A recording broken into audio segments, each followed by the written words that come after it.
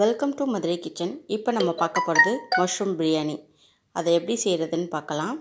அதற்கு தேவையான பொருட்கள்: பாஸ்மதி ரைஸ் 1 கப், காளான் 200 கிராம், பல்லாரி, புதினா, பச்சை மிளகாய், பிரியாணி ஜாமான், கறி மசாலா தூள், மிளகாய் தூள், மல்லித்தூள், இஞ்சி பூண்டு விழுது, தக்காளி. பாஸ்மதி ரைஸை ஒரு அரை மணி நேரம் ஊற வச்சுக்கலாம். காளானை நல்லா சுத்தம் செஞ்சுட்டு வெந்நீரில் போட்டு கழுவிட்டு சின்ன சின்ன பீஸாக கட் பண்ணி வச்சுக்கலாம். ரைஸ் ஒரு கப் ரைஸுக்கு 2 கப் தண்ணி அளவு. இது ஒரு அரை மணி நேரம் ஊறட்டும். தேவைக்கு நெய், எண்ணெய், உப்பு. இப்போ குக்கரில் எண்ணெய் ஊற்றிக்கலாம்.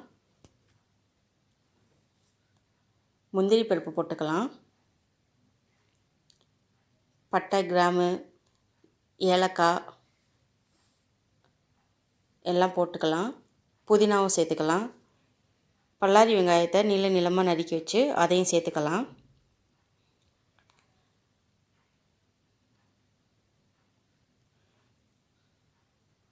ரெண்டு பச்சை மிளகாயை நீல வாக்கில் கீறி அதையும் சேர்த்துக்கலாம்.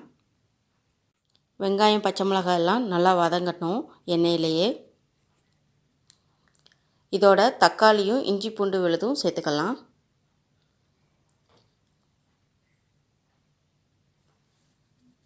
தக்காளி நல்லா மசியணும், அந்த அளவுக்கு நல்லா வதக்கிக்குவோம்.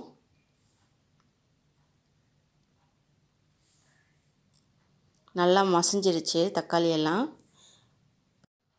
நல்லா மசிஞ்சிருச்சு. இதோட ஒரு 2 டீஸ்பூன் அளவுக்கு நெய் சேர்த்துக்கலாம்.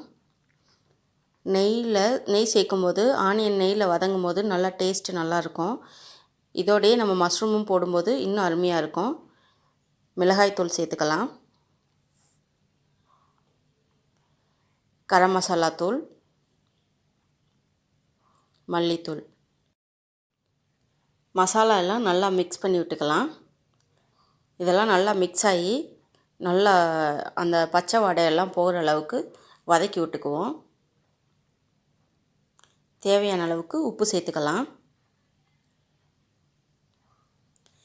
இப்போ நம்ம சுத்தம் செஞ்சு வச்சுருக்கிற காளானையும் சேர்த்து நல்லா மிக்ஸ் பண்ணிக்குவோம்.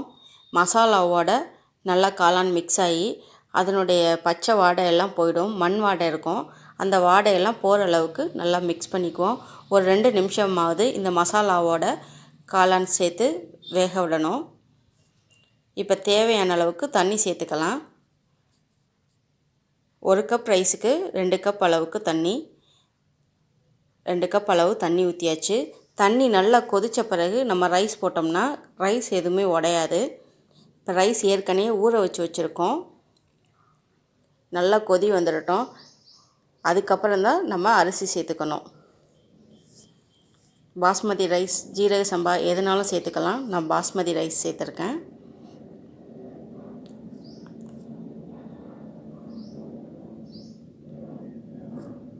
நல்லா மிக்ஸ் பண்ணி விட்டுக்குவோம்.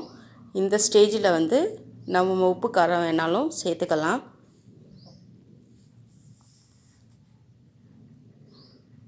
இப்போ மூடி போட்டு மூடிடலாம்.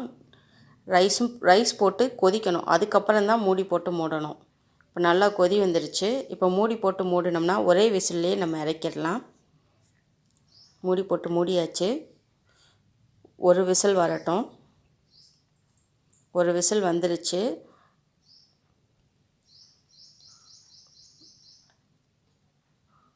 இப்போ ரைஸ் நல்லா வெந்திருக்கு. காளான் பிரியாணி ரெடி ஆயிடுச்சு. ரைஸ் எதுவுமே உடையல பாருங்கள். சுட சுட காளான் பிரியாணி ரெடி ஆயிடுச்சு. செஞ்சு பாருங்கள். இது குழந்தைகளுக்கெல்லாம் ரொம்ப பிடிக்கும். நல்லா மசாலாவில் காளான்லாம் நல்லா மிக்ஸ் ஆனதுனால அந்த டேஸ்ட்டும் நல்லாயிருக்கும்.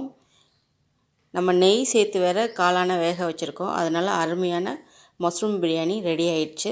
செஞ்சு பாருங்கள். மதுரை கிச்சன் சேனலை லைக் பண்ணுங்கள், சப்ஸ்கிரைப் பண்ணுங்கள். madurai kitchen.com வெப்சைட் போய் விசிட் பண்ணுங்கள். தேங்க்யூ.